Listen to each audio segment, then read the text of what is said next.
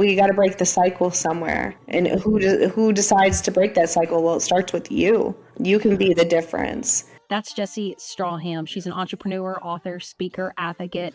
After surviving a near fatal motorcycle accident and then paralysis, she is on a mission to help others live to the fullest with no excuses. Jesi's journey is all about transforming trauma into purpose and using what was put against you as your competitive advantage. Y'all ain't ready for this. This is the incredible Jesi Stracham.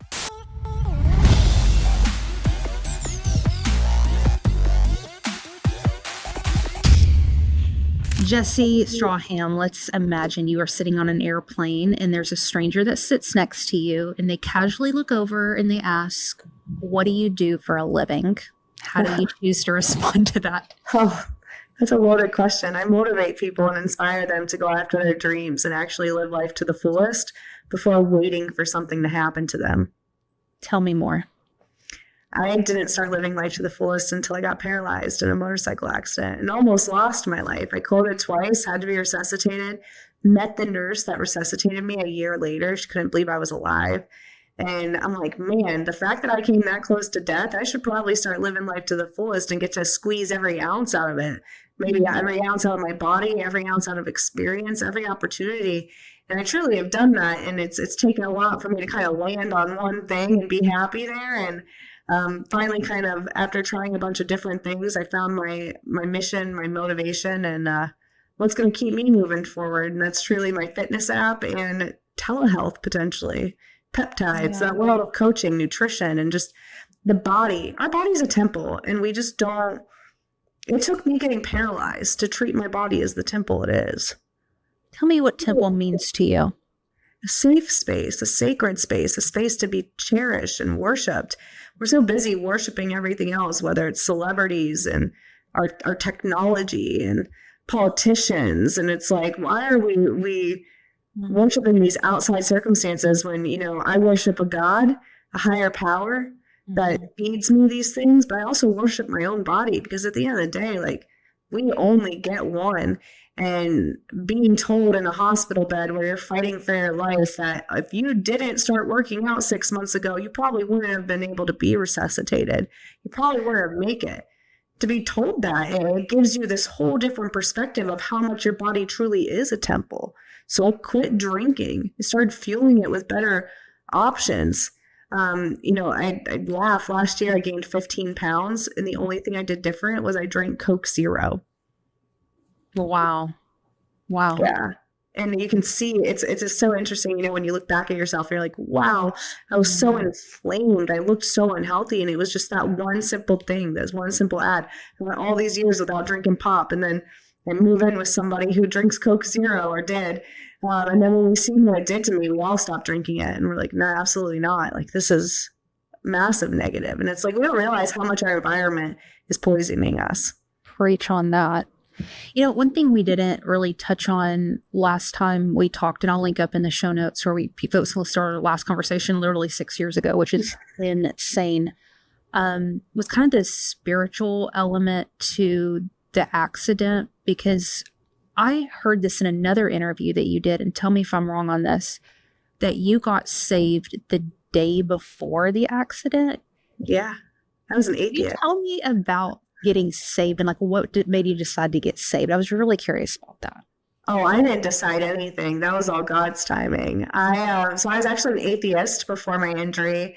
When I moved to North Carolina from Ohio, everyone asked me, what church do you go to? Before they even asked your name. And I'm like, I don't believe in anything. I believe in nothing. Don't even ask me. Like, I'm good.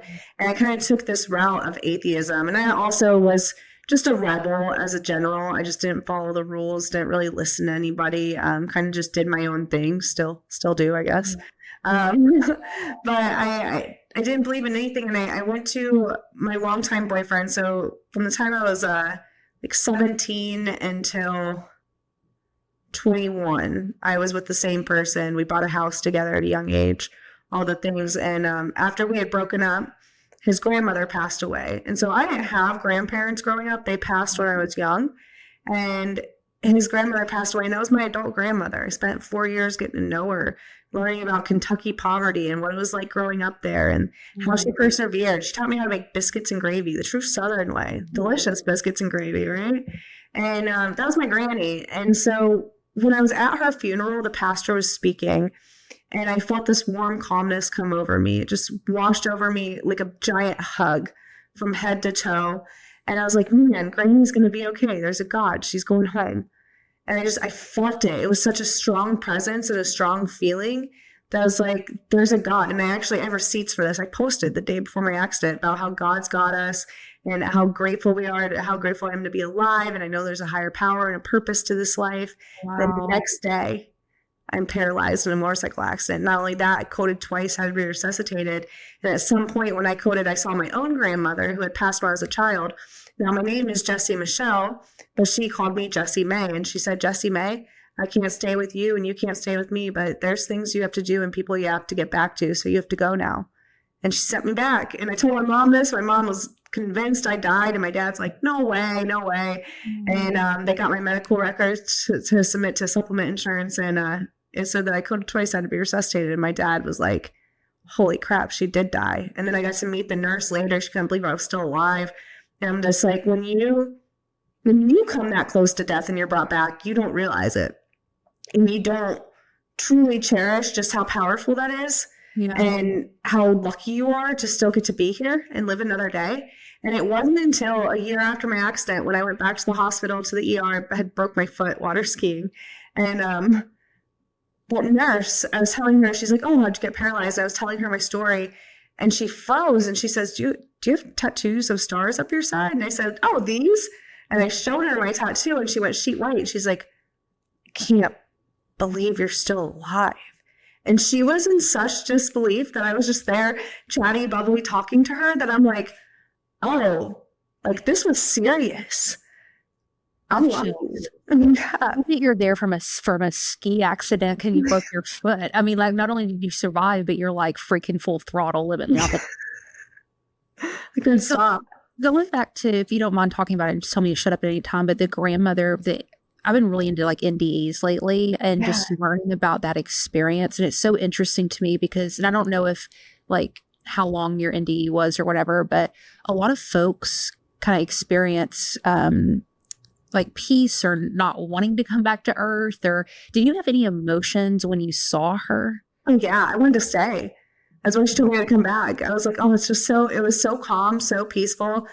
She reminded me of a taller, skinnier version of my mom, similar to how I remembered her when she passed. And I just wanted to stay. It was just like this calming, it was a very white lit room that we were in. And it was just the two of us. And I just remember her being so pretty and just so peaceful. And I felt so calm. And it was a calmness that I've never felt since or even previous to that. I just knew everything was going to be okay. And I really did. Yeah, I wanted to stay. And you can't. She said, you have to go. You can't stay with me. And I was like, dang, like I have to go. She's like, you got to go. And sent me back. And I was like, yeah, it was so peaceful and calm. And I think it truly, like, I'm not scared to die. When it's my time, it's my time. And I think because of that gave that to me. Am I ready? No, absolutely not. But if God says it's time, then it's time and my work here is done. And I think I'm pretty grateful to have that because it makes me so grateful to be alive now. And I try to squeeze the most out of every day because of that experience. This is probably one of my biggest question marks around life right now, is figuring out how to live life fully and go for it and do things. But also too, there's so much in, like you just said, squeezing the present moment, like the now. Like I'm sitting here with you now. I get the incredible opportunity to talk to you for 40 more minutes. You know, there's so much happening in the now. And I want to be present with you. But a lot of times when we're running after things or going and everything, it's really hard to figure out how to be present. But also to push ourselves. And I'm curious how you kind of wrestle with that. I use Andy Frisella's Powerless system. I'm a big fan of the Power List, and I actually use his full app, the operator standard, not paid anyway. I just love the app so much, the technology. Yeah, it's really, I mean, just having those 5 critical tasks that you complete a day and just accepting that when you complete those tasks that are going to move you forward, you're accomplished, you're enough. Rather than kind of willy-nilly, and then anything extra, that's extra and that's a win. So like I don't complete the 5 tasks and then quit, 'cause obviously there's other things I have to do.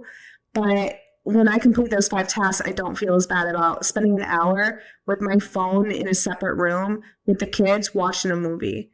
I'm a bonus mom, and so last week I got the kid's dad was out of town for a family emergency. But each day that he was gone, one of the kids called me and asked to come stay with just me, knowing that their dad wasn't here. And like it's really cool that as a bonus mom, I foster that kind of environment for them. And so when they were here with the oldest, he wanted to watch his favorite cartoon. We watched his favorite cartoon. With the youngest, he wanted to watch a movie. We watched a movie. And I made sure that I was fully present with them during that time because I don't get a lot of time with them. And so I think it's a matter of kind of evaluating, okay, did I get my 5 critical tasks done? Really adopting that powerless. I think it's episode 16 of Real AF, the podcast. It talks about the powerless. That might be 75 hard. But I believe that's the one, Win the Day is what the episode is called. And it talks about the powerless. Implementing that in your life is just so powerful because it gives you those 5 critical tasks. You're like, I did what I needed to do to move forward today. Everything else is extra. I can't beat myself up for taking that hour with my kids, taking that hour with my spouse. Yeah. When Anthony and I first moved in together, there was a day where I didn't couple weeks string. But I didn't finish my task before he got off work. Now, mind you, I work from home. I do coach nutrition. And so I had some clients during the day, but there was no reason they couldn't be done. And he's like, it just sucks that you didn't finish your work during the workday, the things that were critical to moving you forward. And now you can't spend time with me. And I was like, oh, like this is no longer a single Jesi. This is Jesi with a partner who chose to get into a partnership with somebody. I have to respect that as well. Yeah. And so I think it's also talking to yourself of like, if I'm going to have kids and have a family, if I'm going to have a partner, I need to make sure that in my grind, I'm still setting quality time and time where I'm present with them. Because if not, they're not going to be there. They're not going to wait for you. Those relationships don't wait. And I think that's so important to recognize as a high achiever, as somebody who wants to grind, push themselves. Like, it's okay. It doesn't make you any less for pouring that quality time into the people that fill your cup. You can't keep pouring from an empty cup. Right. How's your relationship with God evolved over the past? You said you got saved that day before, and here we are, however many years later. Whatever you want to share there, I'm just curious how it's evolved and how you kind of conceptualize your calling now on this earth. It's a heavy word, but it's one of my favorite words. I believe I'm called to empower individuals to actually go after life and stop living in the cycle of their trauma, the cycle of their doubt in self, the cycle of where they came from or the mistakes they made. I believe God has given me this wheelchair as my superpower to let go of any judgment I've had of myself, to really step into that power to do that. As far as my faith, after I got saved, I actually did not start pouring into my faith until about 3 or 4 years in. I started going to a local church, but then found out the pastor was stepping out on his wife. And so I stopped going to that church. And church kind of ruined me for faith again for a little bit. And I was like, you know what? I don't need the church. I'm going to read the Bible. I'm going to read scripture, and I'm just going to follow the guide. And I didn't get real close. I wasn't really consistent until my cousin committed suicide in 2020. My niece had committed suicide almost a year into the day before. And both times I felt jealousy. And I was like, oh my gosh, like, God, I should not be feeling jealousy that someone's life is over. I need you. I need you now. Please take my life, do your will with it. Show me what I'm supposed to do and guide me. And from there, that's when I found the Real AF podcast. That's when I found First Form, which is a supplement company I love and use. That's when I found that nutrition was my big gap for my shoulder health. And I became a nutrition coach. I started taking certification courses to become a better coach. And then that's when I became a coach. And it led me down that path of helping wheelchair users lose weight, which then led me to helping non-disabled people lose weight and find confidence in themselves again, and really stop the yo-yo of I'm committed to I'm not, to really just committing to self, and then taking that commitment and going far beyond what I ever could have imagined for them. And I believe that that's my purpose and my calling. And that's what God truly led me through this journey of being paraplegic for. Like, do I believe God did this to me? No, I believe it was the devil just trying to pull me down. But God showed me what I could do with it. You said, helping you not judge yourself. I think a lot of folks, it's hard sometimes to change our mindset around what we can do, what we can accomplish, because there's so much wrapped around our own identity and who we are. And reshaping identity is ongoing. I'm curious how you tackle helping people see themselves the way that they were created and designed to be when their outside circumstances aren't pointing to that. Well, it comes down to letting go of that whole entire thing of letting the outside circumstances control us. I've been bedbound for a month and a half with a wound. And I could have chose to let my fitness go to the side. I could have chose to let my nutrition go to the side. I could have chose to stop recording, uploading, editing. I could have chose to stop coaching. I could have chose to stop doing interviews. I was doing interviews from bed. I was still promoting my book and doing book sales and sending signed copies of my book out from bed. I was still coaching and taking courses and doing everything. Like, I did everything from bed. I did my fitness in bed. I went to the gym a couple of times, but I had limits as far as how long I could be in my wheelchair a day. I don't walk at all. So I had an hour to 2 hours I could be in the chair. And I'm like, well, I got to make the most out of that. What can I do while I'm in this bed? And it was mentally one of the hardest things I've ever done, but it made me so much stronger because I had to let go of the judgment of if we're on a video podcast or a video call, I started to call them hey guys, I'm healing a wound. I have to stay off my butt. I'm on my stomach. And I put it out there. And anyone that's going to judge me, that's not my business. Yeah. And I think we take everyone else's opinion of us and we allow that to mold and shape us into who we are rather than taking our opinion of us and stop letting outside circumstances dictate that opinion and being okay, this is who I am and I'm going to be this way regardless of what anyone thinks about me. And so there came a point where I had to stop caring. I could either care and let people dictate how I felt, what I said, what I did, or I could be you know what? Everyone has opinions. I don't agree with everyone. I don't like everyone I meet. That meets me is not going to like me. That's cool. It's no skin off my back. I love me. I think I'm really cool. You know who I spend the most time with in the day? Me. I need to like who I am first. And I did not like the washed down, inauthentic version of myself.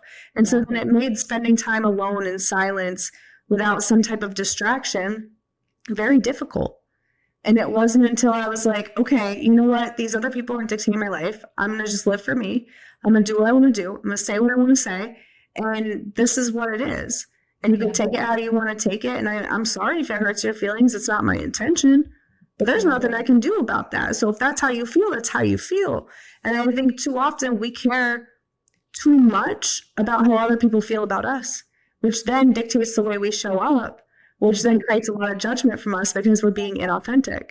And when you truly embrace your authentic self, then that's when the magic happens. That's when freedom happens. Think about you podcasting. You've been podcasting for 6 years now, right? And think about when you first started, you were very thinking about what everyone else was doing, comparing to that. And then as you podcasted, you developed into your own being. Now, if you let other people dictate and keep going off of what other people are doing, would it have morphed into what it did today? Because you were showing up as your authentic self. Right. I was just having this conversation in therapy this morning where I was talking to my therapist because I'm really working on being more honest. Yes. You know what I mean? Yeah. And as a communicator, I know that I'm called to be honest and to share the truth and the way that God is the message that God has on my heart. And I was telling her, I said, it's really requiring me to get healed, because the more comfortable Heather is with Heather, the more I'm okay if Jesi don't like me, You know what I'm saying? And that healing thing is not sexy. It's not fun. But I'm convinced it's the work because I have to first be comfortable in my skin. And I'm wanting to talk to you about that because you are so effing bold on the internet. And I love that about you. And what's cool about it is, you know, that I would argue that there's probably like things politically you and I probably disagree on or different views we have or whatever, but I respect the hell out of you and I'm still one of your followers because I can see truth, you know, and you come from a place of resonance. And I think people are looking for resonance and truth and coming from a place of sincerity, regardless if we agree or not agree. But I wanted to just kind of throw up on you there about like the inner healing that needs to happen and getting comfortable in your skin. Like, what's that journey been like for you? The best thing I ever did was write my book. So my book, it starts before I was even in this world. It starts with how my parents met through my whole childhood, through getting paralyzed, to post-paralysis and how I turned my life around. And I'm very raw, real, authentic. I talk about my addiction to sex from a very young age. Which is frowned upon for women to talk about, right? Right. And so I did a video on Instagram, I think it was last year, the year before, to promote the book. And it was like a B-roll deal. And it was like when that "you think you could hurt me" trend was going around. And it was like, you think you could hurt me, but I got myself paralyzed by getting on the back of a motorcycle with somebody I was using for sex. Something along those lines. Very bold statement, very real, especially coming from a woman. And I put that out there. It went viral. You know when it went viral with all these men being like, "You're just a whore, or you're just that." And I'm like, man, if a dude does the same thing, he's none of those things, but that's cool. And it's I put it all out there. I talk about, I had an abortion at 15 years old. Yeah. I snorted pills off the back of toilet tanks. Yeah. I drank almost every single day. I had a very bad addiction to sex and seeked validation through the male attention. Cheated on every partner I've ever had up until this point. Yeah. I never got into a relationship without having sex with someone first. Mm-hmm. And these are things that I harbored in, but I know I'm not alone on. And so by putting them out there, by being real, raw, and authentic about it, it gave me this confidence of like, I really don't care what you say about me because that's your opinion. And at the end of the day, that's not my business. Like, you're going to create an opinion off anything, no different than me laying in bed to do an interview and someone that maybe only sees a clip of the middle of that and they see me in bed, they're like, man, she must be lazy. Or man, she must be, this or that. And it's like, no, I just am healing away and don't have a choice, but I still got to grind. Yeah. But being seen, like, I know you're saying just don't care what people think or whatever, but dude, like, people knowing like you're opening the closet and letting all the skeletons out and saying all of that, was that just like your personality? Because folks, and rightfully so, I always tell people, I'm like, it's not normal the internet's not a normal place.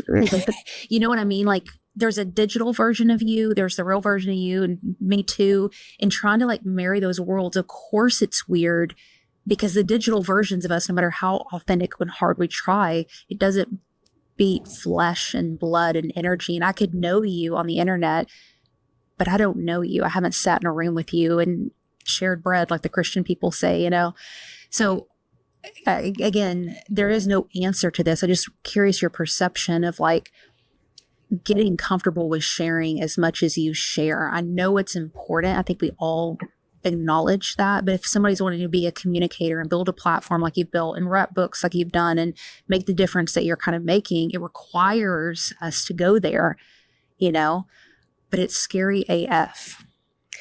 It's very scary. And I think early on when I first started writing the book, I'm very controversial. Mm-hmm. I'm just direct. I'm honest. I'm upfront, not for everybody. I really don't coddle feelings. Which that's what sometimes my clients want, right? Like I attract a certain kind of client and coaching and all the things. And it's like, coaching is what helped me really step into that, is because I got to be real, raw, and authentic and see people change their lives. Mm-hmm. I saw a mom lose 100 pounds and get her independence back. I had another woman who lost 200 pounds and she literally, the confidence, the glow in her face, the way that when she took her progress photos every week or I got on a call with her, the way that she just she smiled and she looked so happy. That trumps anything that anyone has to say about me or any judgments that could come my way. I know my heart is pure. I know what my message is and what I'm intending. I can't control how other people take it. I have no control of that. And so at the end of the day, I'm going to put it out there. And I had that conversation with myself of like, Jesi, you can't control the way people perceive this, but you know your heart. Yeah. You know your intention with this. And as long as you're not being a malicious person and trying to go out and hurt people, like I won't be yeah, you're right. There is a filtered version. You're not going to know every time I have an argument with a friend or my partner or business partner, right? Not going to air that kind of stuff on the internet. But I'll tell you about a struggle that I had to get over. I'll share, my lack of decision making and procrastination that held me back for years. Like, let me share that nitty gritty with you. You don't need to know every intimate detail of my personal life, but at the same time, I can share my mistakes and the lessons I've learned from them, or the choices I made and the path it took me on, or things I wish I would have did different and why. And I think that's the powerful thing the book gave me is you're right, I looked at every skeleton and then I aired it out.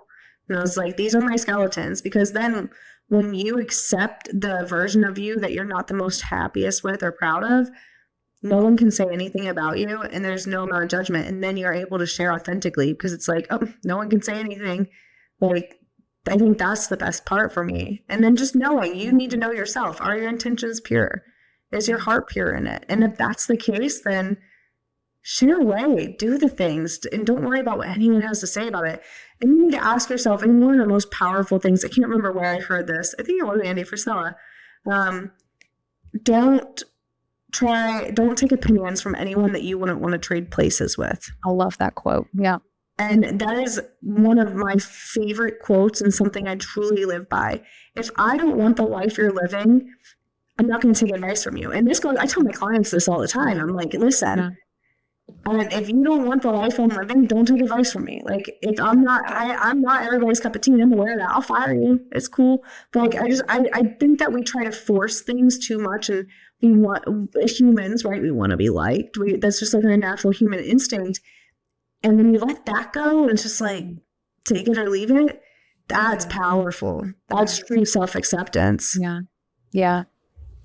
One of my favorite things that you said when you were talking about your book and some other interviews was about how I think you were saying, like, when you were doing the audiobook or whatever, like, it was very emotional for you. Like, it was a very emotional process. And I thought that was such a cool thing to hear, because a lot of times we think, and we've been told, that we have to be like fully past something or over something or healed from things or whatever to share and use our voice. But I think there's such a raw and powerful place to come in where you are still emotionally moved by some of the stuff that's happened to you in your life and what's going on. And it's like, with that comes a level of authority.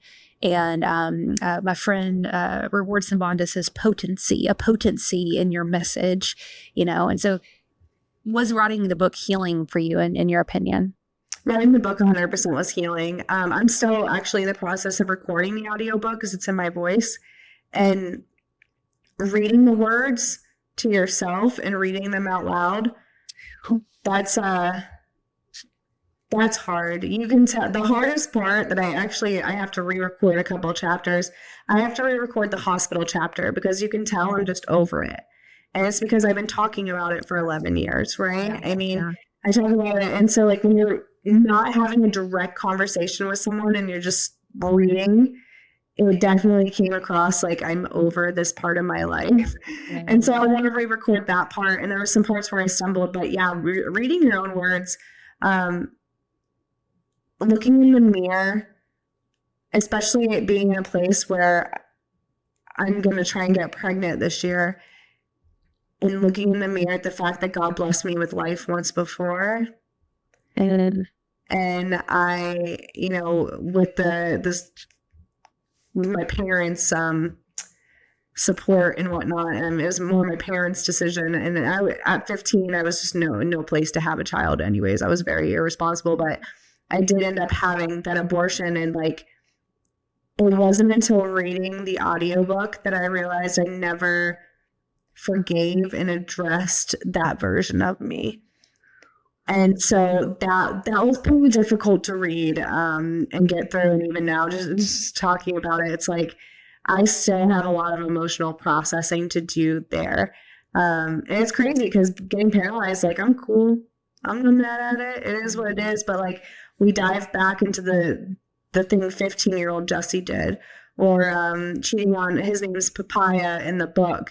And I talk heavily about, cheating on him and what a great guy he was and how terrible that was. And like, I wish that I would have not gotten to that relationship to hurt him the way I did. And like, I never addressed that and how much pain I caused another human emotionally. And who knows the long-term damage done, It's like, we talk about these men out here being players, but like what led to them being that way? No different than women. And it's like hurt people. And we got to break the cycle somewhere.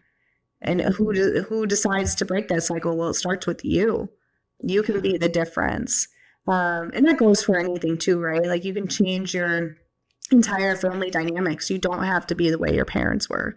You don't have to follow in their footsteps. You can be the one to break the mold and the generational curses. And I really, truly embrace that. Like I don't have to be the way I always was. At any time I have the opportunity to redefine who Jesi is. No different than you, the listener. You have the same opportunity to redefine who it truly is you are, but you need to take the time away from social media, away from stimulation of music, podcasts, movies, whatever it is, and like really just sit in silence with yourself. What do you want?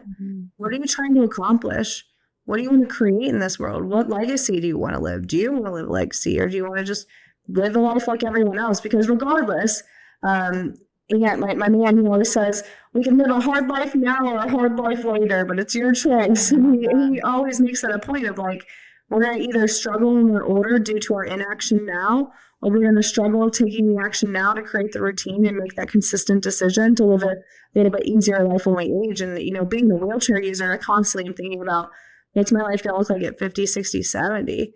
And I don't want to be put in a nursing home. I don't want to struggle more than I already do. That's why I work out. That's why I prioritize my health and wellness. That's why I prioritize my mindset. Because, if you're a really fit body but an unfit mindset, eventually that's going to catch up with you too. What do you do for your mindset? I know there's the reading the books and the podcasts and that piece right there. I don't know if you feel this way. Sometimes I get burnt out on personal development because I've listened to so many things to this point that it's kind of like I know this sounds weird, but I guess it's like if you go to the gym and you're like building muscles and stuff, like at first it's like, hey, morning routine, hey, you can do things, and eventually you build that muscle, but then there's still like this need to like grow and challenge your mindset and stuff like that. And I'm curious kind of like where you go to sharpen your mindset, because your mindset is like off the charts. What challenges you right now?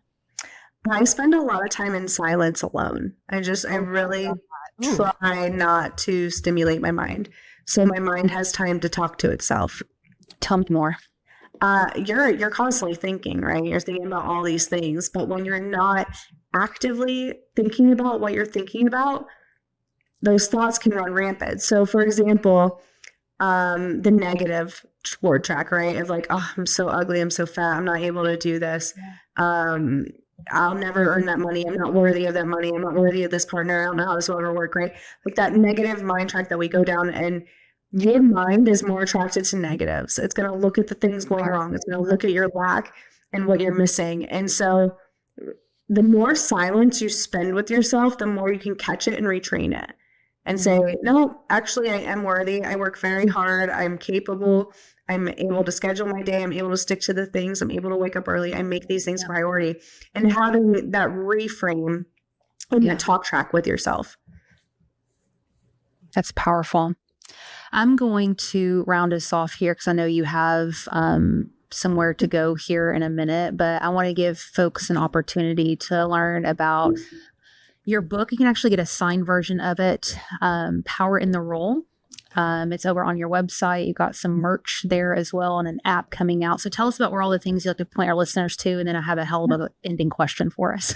Perfect. If you guys would, give my organizations a follow at Wheel With Me Foundation. We're a 501c3 nonprofit that's dedicated to the independence of wheelchair users. So we host a yearly summer camp in Maine. This year will actually be our 5th year for it. working on expanding. Congratulations. That's incredible. Thank you. It's really cool. It's a summer camp for adult wheelchair users. Like, it's literally the coolest thing ever. It is. That is so badass. Keep going. I'm sorry. We have quarterly empowerment weeks via Zoom, so members of the community teach their skill or trade on Zoom. Those are completely free. Just go to Wheel With Me Foundation, register for it, get your link.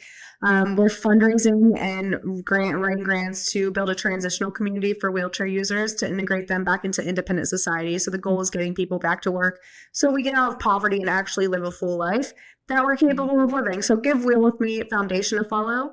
Wheel With Me Adapt Fit is a downloadable fitness app in your iOS or Google Play Store. It is the first fitness app by wheelchair users for wheelchair users. So we're both, Nikki's a personal trainer, I'm certified in adaptive training. We created this platform. There's classes, routines, journaling, a community, mindset calls, and I'm actually adding an entire mindset program of how to accept yourself as a wheelchair user and move forward and let go of society's perception of you and really create unbreakable confidence. It's exactly what I did. I'm going to share that blueprint in the Wheel With Me Adapt Fit app. You can download it today in your app store, and then also give us a follow on Instagram, Facebook, TikTok, all the things. And then you can find me at Jesi Stracham. That's JESISTRACHAM on all platforms. YouTube, there's some vlogs on there, which is a lot of fun. Come shopping with me for my dog, for a new dog bed, things like that. You get a more inside look at my daily life. And then if you want to support me, the best way to is getting my book on jesistracham.com, but it's also available at Amazon, Barnes & Noble, Books A Million, your favorite retailers. You did not even, you rolled that out so nice. I've said that a few times, haven't you? I'm so excited. The book, a side note, if you guys ever go to write a book, be careful who you choose. I spent 2 years speaking with an editor publisher that took advantage of a bunch of people in my circle, and she was a complete liar, and I had to back out when I was supposed to be getting a manuscript and actually putting the book out. I found an amazing editor. Her name's Catherine Tink. She's great. What she actually does for a living, she pushed the book out to publishers. We got picked up by McFarland Publishing. And so this book has been in the works for 4 years, and it's finally out and available. And I truly put my whole heart and soul into it on really reframing the way we look at the hard things that happen in life. And so I just really appreciate everyone that's read it, anyone that picks it up. Just thank you so much for your support. It's just been really cool to put that part of my journey out there, because a lot of people know Jesi post-injury, but you don't know Jesi pre-injury. That big deal. That will be linked in the show notes. Very last question. What is something in your life that you are deeply questioning? It could be something related to what we've talked about. It could be something completely different. But this week, what do you have a big question mark around? I have been questioning if I truly want to continue speaking on stage. I just, looking at the Aspire events and other motivational events like that, you often see the same people going to the same event. And I thought about going to Aspire Charlotte this year. I went last year. And I'm like, what? Why am I going to go to it, right? It's the same thing, getting the same information. It's all buy my coaching. It's always a step to more coaching. And I'm like, I genuinely, I share the same thing on social. I've been taking clips from old podcast interviews I did with talking heads. I'm like, I could have the same impact here. And so I've been really questioning that, if that's truly what I want to do. I do have an engagement later this year in May in New York, and I'm going to see how that goes. And I know once I get on stage, it's speaking is one of my favorite things to do. But I've definitely been questioning it that. And then do I really want to continue to create social media content? I think that as well. Yeah. I have everything.